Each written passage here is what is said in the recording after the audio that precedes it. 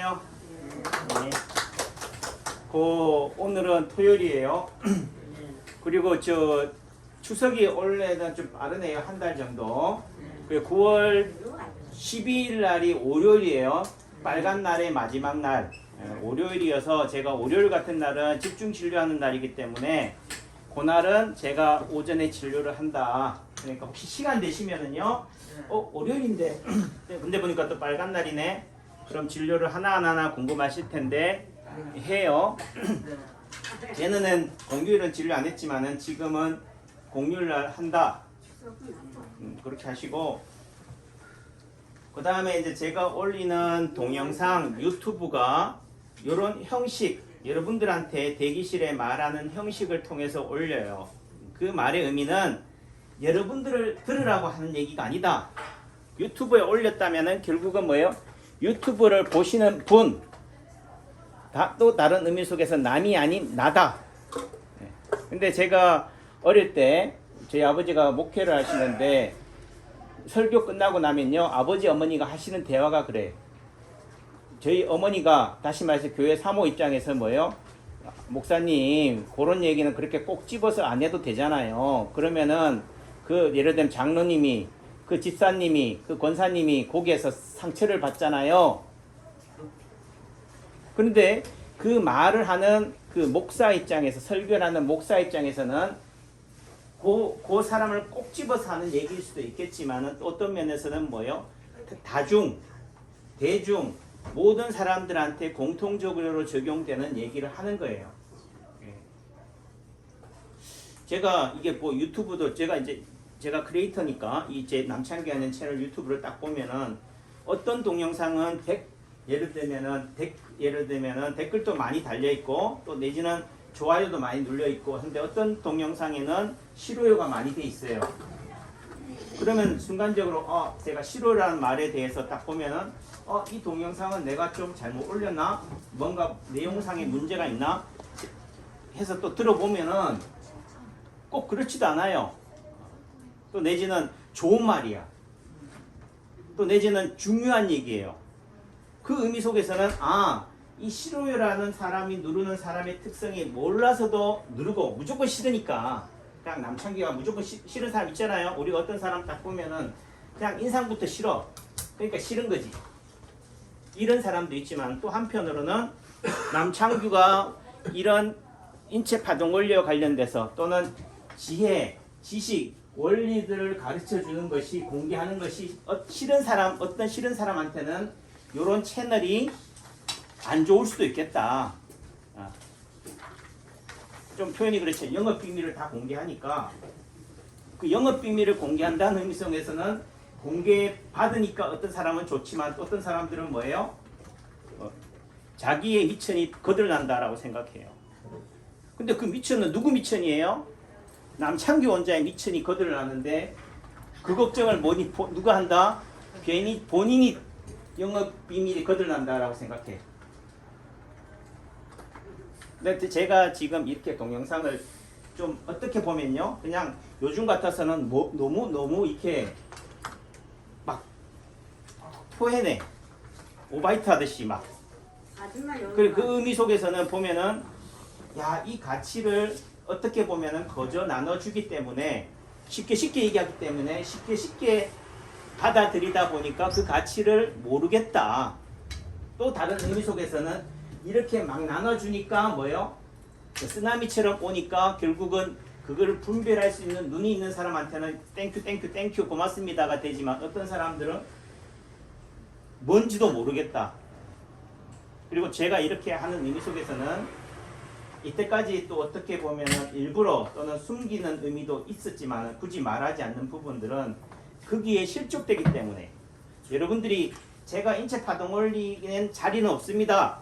자리가 없다니까 자리가 없는 줄 알아요. 자리는 무수히 많다. 무수히 많다라는 의미가 무의 무.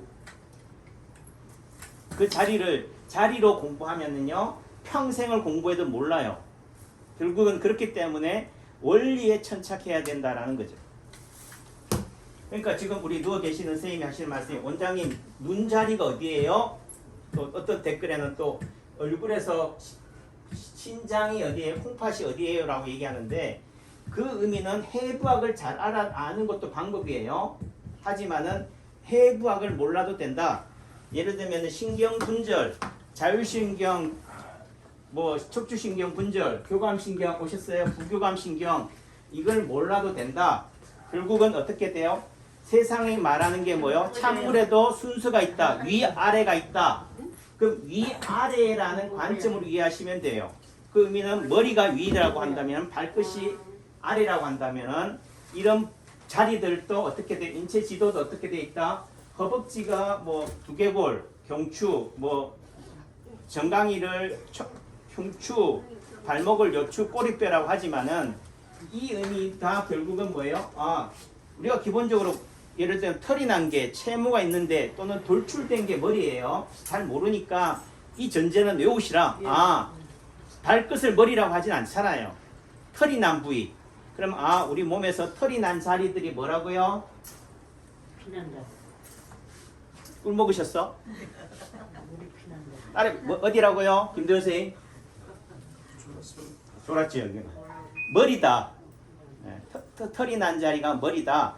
그런 의미 속에서 위에 있는 자리가 여기가 머리니까 얼굴이 있는 부위가 머리니까 여기가 경추 1번 또 다른 의미에서 경추 1번부터 경추 7번까지를 7마디로 나눈다면 우리 몸도 어떻게 돼? 머리에서 발끝까지 7마디로 나눌 수 있고 예를 들면 머리를 흉추 1번이라고 한다면 흉추가 12개니까 12마디로 나눌 수 있고 요추를 5개라고 한다면은 머리가 요추 1번이라고 한다면은 또 5마디로 나눌 수 있다. 그럼 요추 5번은 어디를 지배한다? 발목을 지배한다라는 거지. 그게 실제 우리 양방의 신경해부학들 보면은 다 이런 예를 들면 허벅지 사타구니 같은 경우는 요추 1번이 지배하면서 풀알 같은 경우는 또 꼬리뼈가 지배해요. 그 말의 의미는 1번이 즉 예를 들면 1번이 지배한다는 의미는 경추를 7번이 마지막이라고 한다면 1번하고 7번이 어찌 된대요? 서로 맞물려서 같이 지배한다. 같이 지배한다는 개념이 되는 거예요. 그러니까 처음하고 끝이 같다 이런 의미도 되고 그래야지 뭐한다? 균형 밸런스를 이룬다는 거예요. 그래서 눈이라는 의미가 얼굴이라고 합시다. 일단 얼굴이란 한 몸에서 눈을 따져야 되니까 우리가 프렉탈 자리니까 예를 들면 손발에서 눈이 어디예요? 라고 한다면은 얼굴에서 눈이 어딘지를 보면 돼요. 얼굴에서 눈이 어디에 있어요? 손미경님? 그러니까 맞아 거기인데 거기에 특징을 알려줘야지. 우리가 교동이 어디 있어요? 하면 어떻게 하면 찾아가요? 학교 있는데 학교 있는 데가 교동이에요. 중앙동 하면 어디예요? 그 도시에서 가장 제일 도심 번화가 명동 하면 또 뭐 그렇잖아요, 죠? 그러니까 명이라는 의미는 밝을 명자, 밝다는 의미는 낮과 밤이 같이 있다는 거예요. 제 생각이에요. 제가 갑자기 머리를 어젯밤에 밤샘 공부해가지고 여러분들한테 공부한 걸 토해내는 게 아니고 지금 교동이라는 말이 나오니까 눈이 어딘지를 말하고 있으니까 되는 거예요. 명이라는 게 밝은 명자가 날일자라 달올자라고 그 말은 낮과 밤이 공존하는 곳이에요. 어디겠어요? 술집이 많은데 밤에는 뭐요? 네온 사인이 켜져 있고 낮에는 어떻게 돼요? 화장품, 향수, 여자의 옷을 많이 파는 곳 면세점, 백화점이 있는 곳이 뭐라고요? 명동이다. 맞죠? 네. 이렇게 이해하셔야 된다고. 이게 눈의 의미는 뭐예요? 눈은 사물을 보는 곳이잖아요. 판단하는 곳이잖아요. 본다는 의미 속에서는 정보를 받아들이고 판단하는 부위니까 정보와 연관된 자리가 어디냐요? 듣고 냄새를 보고 맛을 보고 하는 어디라고? 요 얼굴. 얼굴이 어디 있어요? 우리 몸에서 결국은 잘 보려면 밑에서 봐야 돼요? 위에서 봐야 돼? 위에서 내려다 봐야지. 이해하셨죠? 예. 그럼 한 몸이라고 한다면 예를 들면 손이라고 한다면 손에서도 어디겠어요? 제일 끝이겠다. 한쪽에서 본다면 제일 튀어나오는데 예를 들면 얘가 지금 얘 있잖아요. 얘는 눈이 어디 있겠어요? 여기 있겠어요? 위에 있겠어요? 여기죠. 여기 있어야지 멀리 보지. 사물을 보고 판단하니까. 그 의미는 결국은 눈의 다른 말은 돌출됐다. 또 다른 의미 속에서는 머리다. 그래서 눈이 뭐처럼 생겼냐면 돌출돼 있어요. 여기만 조금 나오지만 실제적으로는 구슬이라고. 그래서 동그란 거는 잘 가셔요. 동그란 거는 다 머리다. 머리가 동그랗게 생겼잖아요. 그 다른 말은 원장님, 그럼 여기는 머리라고 그랬잖아요. 언제 눈이라고 그랬어요? 그러니까 머리는 뭐하다? 둥글다. 눈도 뭐하다? 둥글다. 그럼 둥근 게 생긴 것들은 다 뭐라고 생각하면 돼요? 머리다. 눈이다. 다시 말해서 눈은 곧 뭐에 해당도 된다? 머리다. 근데 이걸 자꾸 눈은 눈, 코는 코, 입은 입, 거시기는 거시기 하면은 어느 순간 거시기밖에 안 보여. 눈은 눈으로밖에 안 보인다는 거지. 그래서 자리가 없다는 거지. 자리를 자꾸 기본적으로는 아 여기를 머리라고 하고 여기를 눈이라고 하고 요걸 눈썹이라고 하는 거구나는 이해하시되 다만 어떻게 돼요? 한 몸에서 가장 끝에 해당이 되는 것이 돌출된 것을 뭐라고 한다? 모서리, 꼭지점이라고 한다. 또는 가장 중심을 중앙이라고 한다라는 관점으로만 이해하시면 돼.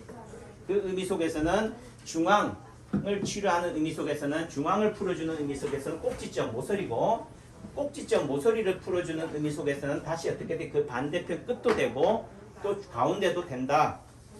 또 눈은 어떻게 돼 있어요? 우리 몸에서 제일 꺼져 있어요. 얼굴에서. 그러니까 제일 함몰돼 있다고. 구멍이라고. 입도 구멍이지만은 그 의미 속에서는 또 달리 보면은 코가 얼굴에서 제일 돌출돼 있어요. 제일 튀어나와 있다고.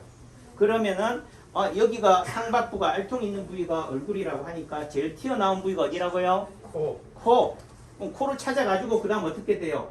그 근처에서 가장 꺼져져 있는 분. 푹 꺼진 데가 어디라고요? 눈. 그러면 눈이 불편하다, 눈이 침침하다, 뭐 비문증이 있다, 날파리가 돌아다닌다. 예를 들면은 또 백내장이 있다, 녹내장이 있다, 황반변성이 있다, 망막세수변성증이 있다, 망막출혈이 있다. 뭐든지 눈과 관련된 부분이 있으면 어디를 누르면 된다고요? 눈을 고자리를 누르시면 된다. 이해하셨죠? 네. 그 다음에 입은 어디냐? 입은 코 밑에 있어요. 가장 돌출된 거 밑에 있다고. 그 주변에서 되는 거고 입이 또 하는 역할이 뭐냐면은 구멍이에요. 구멍. 눈도 구멍이긴 하지만은 눈동자가 있잖아요. 입이라는 의미는 목구멍으로 넘어간다고. 그러니까 나름대로 입구와 출구 또는 관통이 되는 구멍이 어디 있을까? 어디 있어요? 입과 비슷한 역할을 하는 것이 말하기 좀 뭐한가 보다. 아래쪽 구멍 아셨죠? 그러니까 아래쪽 구멍이라니까 앞구멍이나 뒷구멍이나 다 똑같아요. 아셨어요? 예. 그러니까 우리가 생물 시간에 비슷한 거 유기능 우리가 한의학에서는 또 한방생리학에서는 그걸 유기능 체계라고 하는데 눈을 간이라고 배석하고 뭐라고 배석하는 것도 어떻게 보면 과학적인 관점에서는 비과학이지만은요. 결국은 진리는 간단한 거예요. 단순한 거라고. 그러니까 입이 어디다고? 거시기다. 그러니까 입 냄새가 많이 나요 하면은 뭐도 많이 난다고요? 거시기도 냄새가 심하겠구나. 똥 두고 나도 냄새가 심하겠구나. 또 입이 자주 헌다 하면은 거기도 자주 헐어 있겠구나. 음부 소양증도 있겠구나. 자궁출혈도 있겠구나. 치질기도 있겠구나. 이렇게 되는 거예요. 그 말의 의미는 입을 치료한다는 의미는 결국은 어디를 치료해야 돼요? 자궁이나 방광이나 항문을 치료하는 거지. 그 말의 다른 의미가 파동원리가 말하는 것이 제일 아픈 곳을 건드리지 않는다. 입을 치료하기 위해서 입을 절대로 침을 안 놓는다라는 말을 제대로 이해하면요. 입과 연관된 거시기를 치료하면 된다고.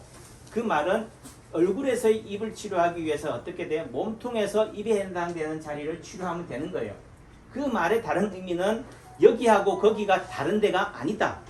좀 요즘 좀 표현이 그렇지만은 결국은 질문하는 게 저도 처음 인체 파동원리 접하면서 제일 고민이 뭐냐면은 파동원리에서는 아픈 데는 건드리지 않는다라고 하는데 내가 이때까지 파동원리를 알기 전에 제일 효과를 본 자리가 아시혈이에요. 아시혈이라는 게 뭐냐? 이 자리다.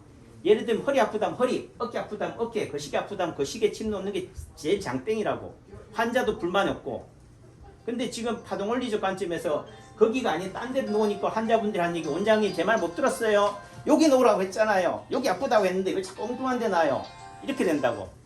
그러니까 싸움밖에 안 되는 거지만은 그 의미는 여러분들이 생각하는 눈을 치료한다는 의미 속에서는 손발에서 눈에 해당되는 자리를 놓는 거예요.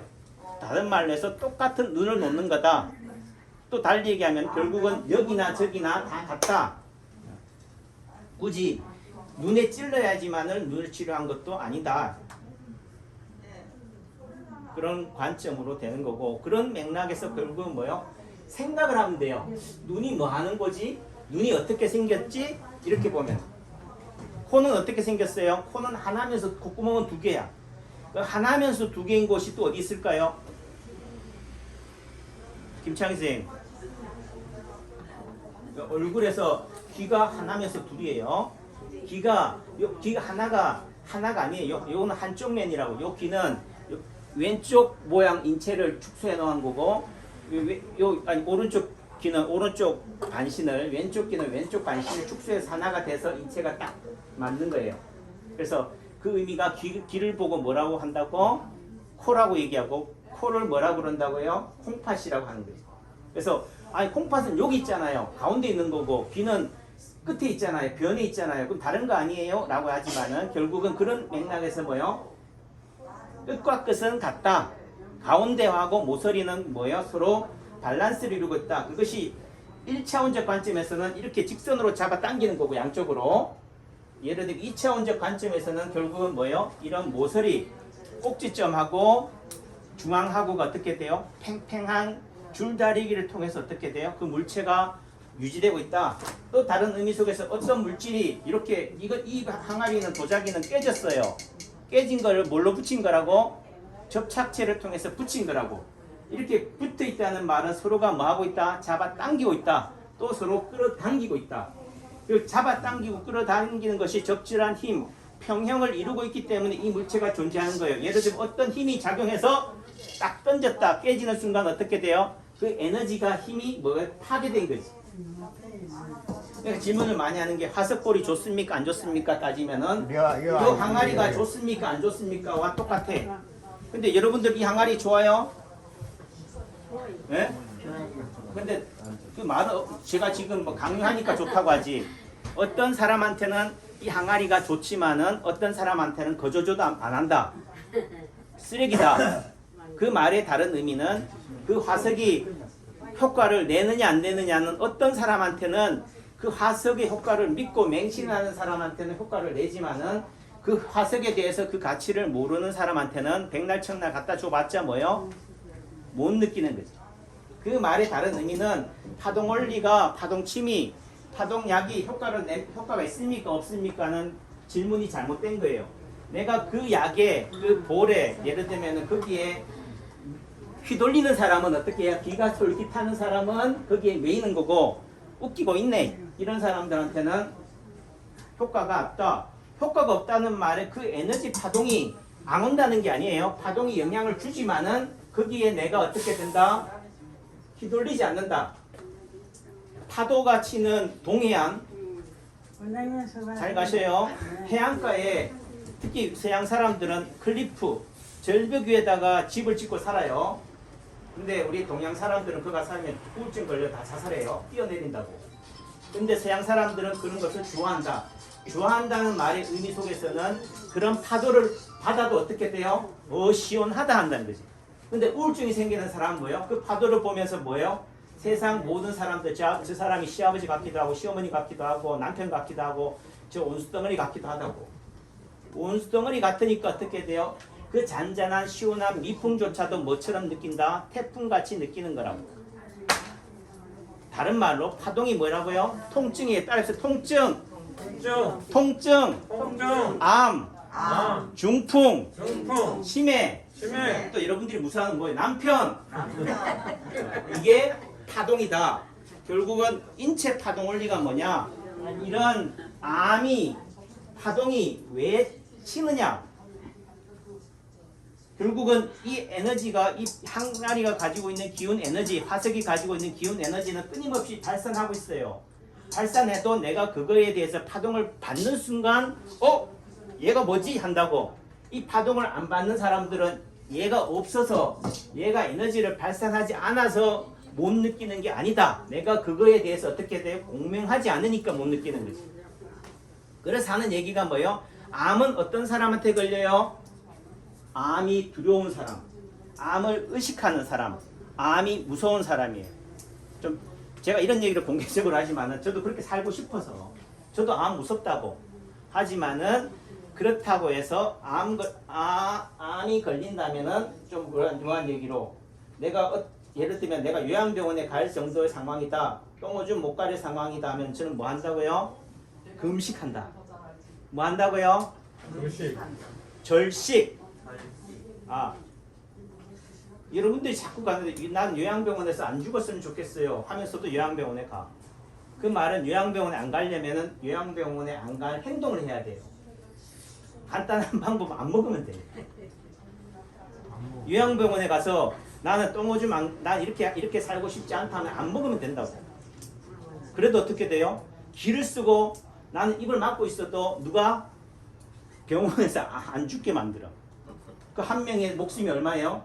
예를 들면 본인 부담금이 보호자 본인 부담금이 50 몇만 원이라고 합니다. 국가에서 하루에 한 달에 얼마씩 주니까 어떻게 해요? 기를 쓰고 살려내요.